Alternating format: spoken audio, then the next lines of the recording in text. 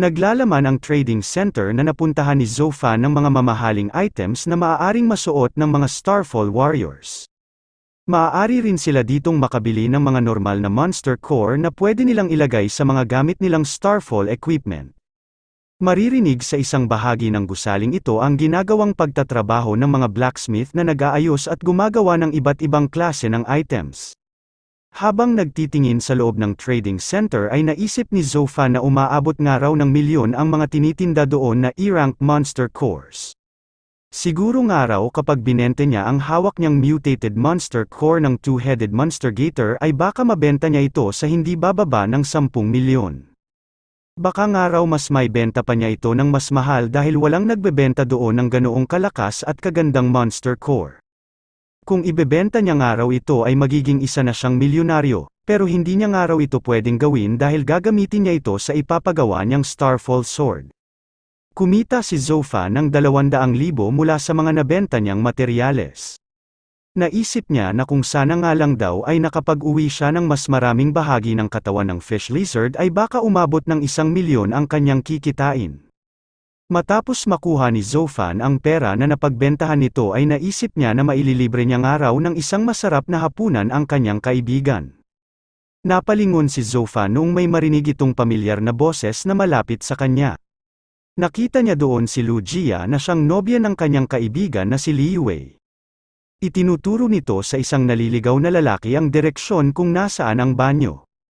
Nagulat si Zofan nung makita nito gamit ang kanyang perception skill na isa palang novice Starfall Warrior ang nobya ng kanyang kaibigan.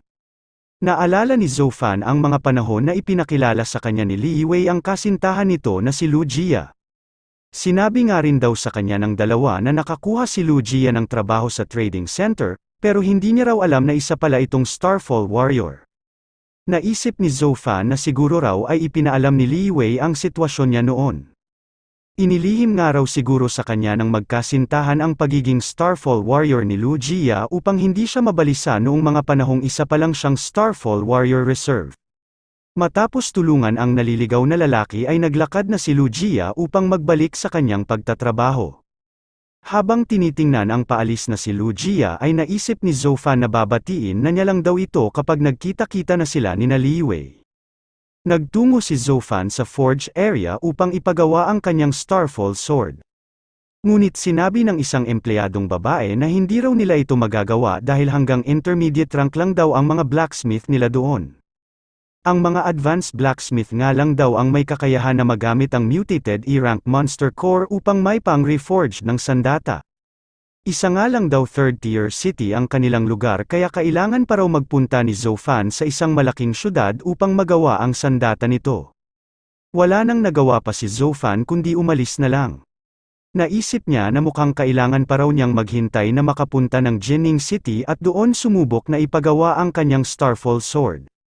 Habang papaalis si Zofan sa forge area waiting room ay sinabi ng empleyadong babae na pasensya raw at mag-ingat daw ito. Pagkaalis ni Zofan ay doon na lumabas ang tunay na kulay ng empleyadong babae.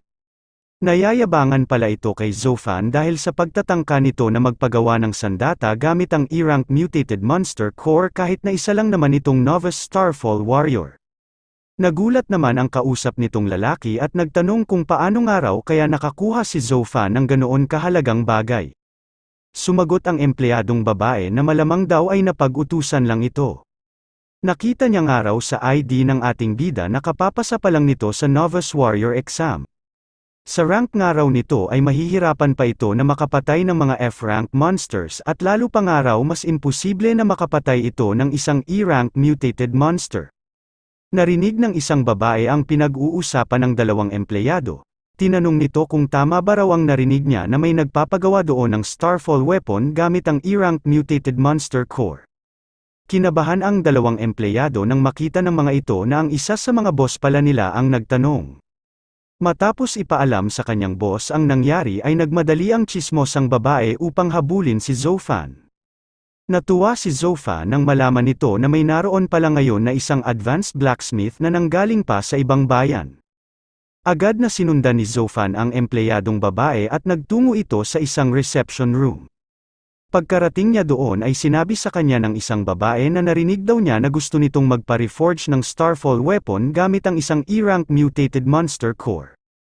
Inoobserbahan naman ng mabuti ni Zofan ang babaeng kumakausap sa kanya.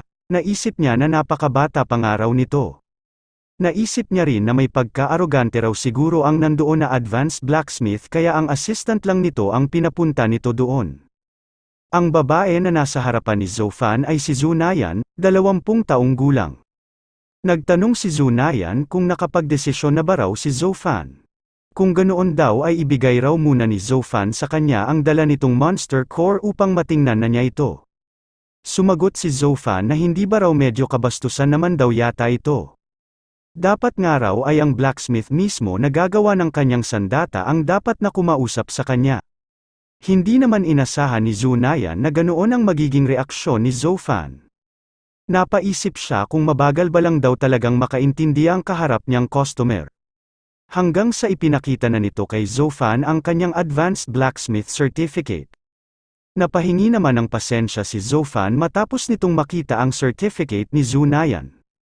Hindi niya inakala na isa nga itong Advanced Blacksmith. Karamihan nga raw sa mga nakita niya sa trading center na mga novice blacksmith ay nasa edad na ng 30 hanggang sa 40. Naisip ni Zofan na mukhang hindi rin daw nalalayo sa edad niya ang edad ni Zunayan. Matapos patunayan na isa nga siyang advanced blacksmith ay tinanong na ulit ni Zunayan si Zofan kung pumapayag na ba raw ito na tingnan niya ang dala nitong monster core. Kapag nga raw buong buo pa ang E-rank mutated monster core na dala ni Zofan, ay pagbabayarin niya lang daw ito sa mga gagamitin niyang materyales at hindi niya na nga raw ito sisingilin ng reforge fee. Habang kinukuha sa kanyang bag ang dala niyang mutated monster core ay naisip ni Zofan na hindi nga raw bababa sa 100,000 ang bayad sa pag-reforge ng isang E-rank Starfall weapon. Napakaganda nga raw ng offer sa kanya ni Zunayan lalo na't mutated monster core pa ang dala niyang ito. Ipinakita na ni Zofan kay Zunayan ang dala niyang mutated monster core na nakalagay sa isang kahon. Makikita rin sa loob ng mutated monster core na nanggaling nga ito sa isang mutated two-headed monster gator. Namangha si Zunayan noong makita nito na totoo nga ang sinasabi ni Zofan. Maayos nga rin daw ang pagkakapreserba ng mutated monster core na dala nito. Kinuha na ni Zunayan ang mutated monster core na nakalagay sa kahon upang kanyang makilatis. Sinabi niya kay Zofan na puno nga raw ng enerhiya ang monster core na ito. Sinabi niya rin na namatay nga raw ang halimaw na pinagkuhanan nito sa isang matinding laban, at hindi nga raw ito pinatay sa pag-ambush at paglason. Hindi naman makapaniwala si Zofan na nalaman agad ni Zunayan ang impormasyon ng pinagmulan nitong halimaw nang dahil lang sa paghawak nito sa monster core.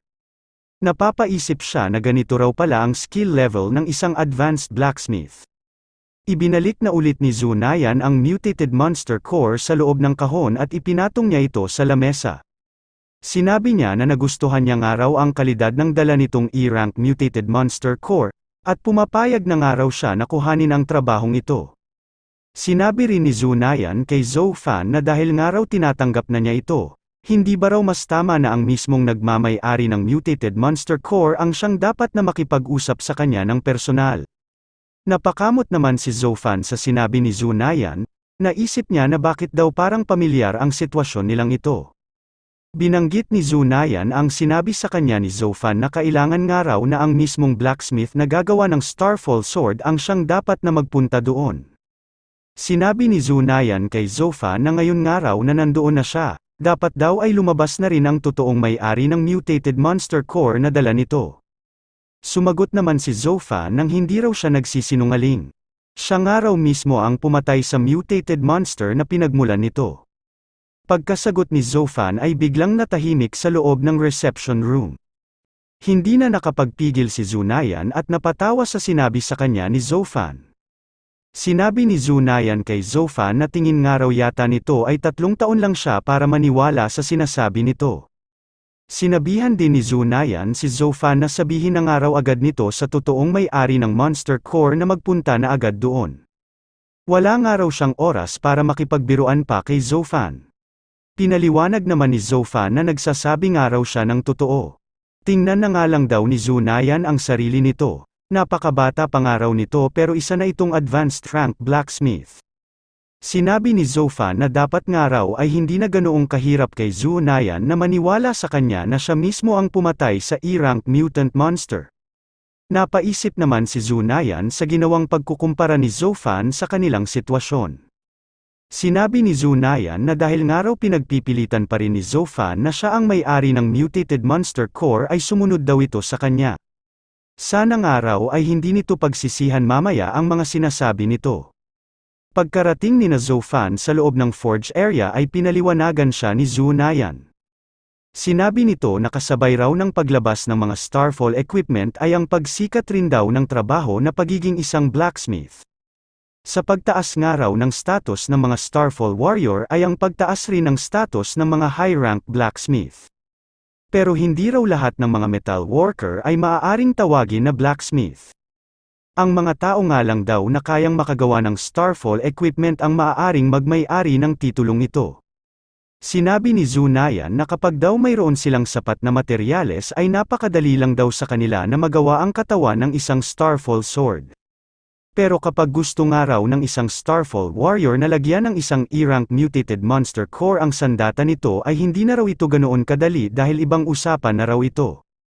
Namangha si Zofan sa ginagawang pagtatrabaho ni Zunayan.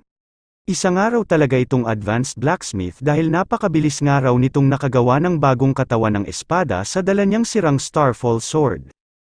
Pagkatapos ihulma ang katawan ng espada ay sinabi ni Zunayan na kailangan na raw nilang isunod ang pinakaimportanteng hakbang ng pag-reforge. Sinabi ni Zunayan na oras na nga raw para ipakita ng nagsasabing siya ang may-ari ng E-rank mutated monster core na gawin ang parte nito. Sinabihan naman ni Zofan si Zunayan na wag na raw itong mag-alala dahil magiging ayos lang daw siya. Kapag inilalagay ang isang monster core sa isang Starfall weapon ay doon na lumalabas ang lahat ng nagwawala nitong enerhiya. Sa tuwing gagawin ito ay kailangan ng isang makapangyarihang Starfall warrior upang pigilin ang pagsabog na dulot nito. Pero ang pinaka-epektibo sa lahat ay kailangan na ang mismong Starfall warrior na pumatay sa pinagkuhanan nitong halimaw ang siyang gumawa ng pagpigil nito.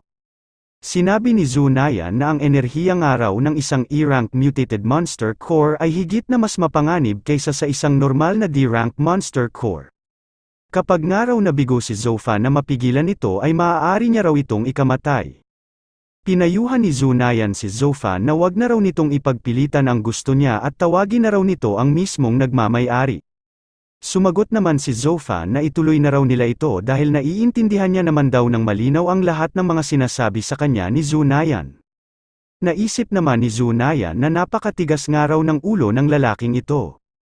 Sana nga raw ay hindi nito pagsisihan ang mangyayari sa kanya. Unti-unti nang inilalagay ni Zunayan ang E-rank mutated monster core papunta sa ginawa niyang katawan ng espada. Hanggang sa tuluyan nang mapasok ang mutated monster core sa hulma ng espada na ginawa ni Zunayan. Noong mangyari iyon ay biglang naglabas ng malakas na enerhiya ang inilagay nilang mutated monster core. Sinabi ni Zunayan kay Zofan na nag-uumpisa na nga raw magwala ang enerhiya ng mutated monster core kaya bilisan na nga raw agad ni Zofan ang pagpigil dito. Kailangan na nga raw mag-concentrate ni Zofan at palakasin ang willpower nito. Kailangan nga rin daw nitong isipin ang naging laban nila noon ng two-headed monster gator. Agad na nag-concentrate ang ating bida na si Zofan. Itinapat nito ang isa niyang kamay sa nagwawalang enerhiya ng two-headed monster gator. Mabilis na nagdikit-dikit ang kumakalat na enerhiya ng mutated monster core. Hanggang sa tuluyan na itong maglaho nung itikom na ni Zofan ang kamay nito. Natuwa si Zofan nang makita nito na tapos na ang proseso sa paggawa ng kanyang sandata. Hindi naman makapaniwala si Zunayan sa bilis ng ginawang pagpigil ni Zofan. Totoo nga raw pala ang sinasabi nito na siya nga ang pumatay sa two-headed monster gator. Naisip ni Zunayan na kaya nga raw mabilis lang itong nagawa ni Zofan ay dahil sa nakakaramdam nga raw ng takot ang natitirang kaluluwa ng halimaw sa mismong tao na pumatay sa kanya. Kaya nga raw nirerekomenda nila na hanggat maaari ay ang mismong pumatay sa halimaw ang siyang gumawa ng pagpigil nito. Dahil kapag iba raw ang gumawa nito, kahit gaano pa raw kalakas ang isang Starfall warrior ay magpupumilit pa ring lumaban ang natitirang kaluluwa ng halimaw. Naisip ni Zunayan na sigurado raw siya na higit na mas malakas si Zofan kaysa sa nakalagay sa ID nito. Malaki nga raw ang posibilidad na isa na itong intermediate Starfall Warrior kahit na wala pa itong 18 taon. Palagay niya nga rin daw ay parang mas higit pa doon ang lakas nito. Napalingon si Zofan nung tawagin siya ni Zunayan sa kanyang pangalan. Humingi ng tawad si Zunayan sa ipinakita niyang ugali kay Zofan. Dapat nga raw ay hindi niya pinagdudahan ang kakayahan ni Zofan nang dahil lang sa edad nito. Ngumiti naman si Zofan at sinabi na wala raw ito sa kanya. Parehas lang naman daw sila dahil noong una ay nagduda rin daw siya sa pagiging advanced blacksmith nito. Matapos ayusin ang kanilang hindi pagkakaunawaan ay nagtanong si Zofan kung kumpleto na ba raw talaga ang pag-reforge sa kanyang sandata. Sumagot naman si Zunayan ng kumpleto na nga raw ito. Habang hawak ang bagong gawa niyang sandata ay naisip ni Zofan na nakakaramdam nga raw siya ng dalawang misteryosong kapangyarihan mula sa espada niyang ito.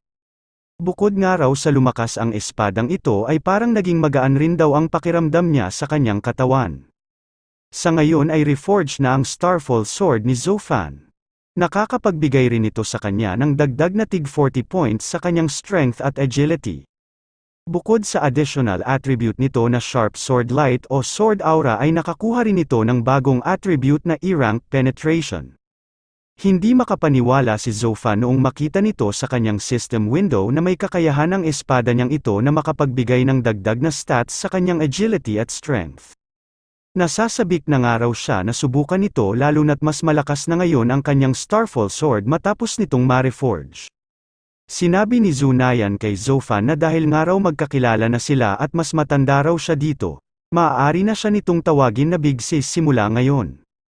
Naisip ni Zofan na bakit niya nga raw ito tatawagin ng Big Sis gayong mas mataas lang ito sa kanya ng isang rank. Naisip din nito na hinding-hindi niya nga raw ito tatawagin ng ganoon kahit pa mabuhay sila ng milyong taon. Sinabi ni Zunayan kay Zofan na kapag daw tinawag siya nitong Big Sis ay bibigyan niya raw ito ng 30% discount sa lahat ng Starfall equipment na ipapagawa nito sa kanya sa hinaharap. Agad-agad namang tinawag ng ating bida si Zunayan ng Big Sis. Naisip nito na parang plano niya naman daw talaga na tawagin ng Big Sis si Zunayan. Naguluhan nga lang daw yata siya at hindi niya na rin daw ito matandaan. Natuwa naman si Zunayan sa bilis ng pagtawag sa kanya ni Zofan ng Big Sis. Habang tumatawa ay naisip ni Zunayan na may napakalaking talento nga raw si Zofan na tanging ang langit lamang ang makakaalam kung hanggang saan ito makakarating. Kapag nga raw lumakas na ito at dinalhan siya ng iba't ibang klase ng mga mapapagpraktisa na Rare Monster Core, malamang daw ay may posibilidad na sa kaunting panahon ay maging isa na agad siyang Master Blacksmith. Naghagis ng isang bagay si Zunayan sa ating bida. Kuhanin nga raw ito ni Zofan para hindi naman ito isipin na walang kwenta ang kanyang pagiging Big Sis. Noong masalo ito ni Zofan ay sinabi ni Zunayan na bilang isang advanced blacksmith nga raw ay mayroon daw siyang 3 VIP black card. At ibibigay niya nga raw ngayon ang isa nito kay Zofan. Pinaalam ni Zunayan na ang black card nga raw na ito ay maaaring gamitin ni Zofan sa maraming bagay. Maaari nga raw itong makakuha ng discounts, benepisyo, at iba pang maaaring paggamitan sa anumang trading center sa kanilang bansa. Matapos bigyan ng black card si Zofan ay nagpaalam na si Zunayan. Sinabi nito na may kailangan pa raw siyang daluhan kaya aalis na raw muna siya. Naisip ni Zofan na hindi nga raw siya nakakuha ng Big Sis nang dahil lang sa wala. Hindi niya nga raw akalain na isa na siya sa mga taong nagmamay-ari ng VIP Black Card na nagbibigay ng samut-saring pribilehiyo na magagamit sa bawat trading centers. Naisip ni Zofan na perpekto nga raw ang Black Card na ito dahil gusto na nga raw niyang masubukan ang bago niyang reforged na espada. Sikat na sikat nga raw sa trading center ang kanilang weapon testing area. Hindi nga raw siya makasingit sa pila noon, pero iba na nga raw ngayon dahil mayroon na siyang VIP Black Card. Naisip din ni Zofan na mukhang uhaw na rin daw ang kanyang Starfall Sword upang mailabas ang bagong kapangyarihan nito.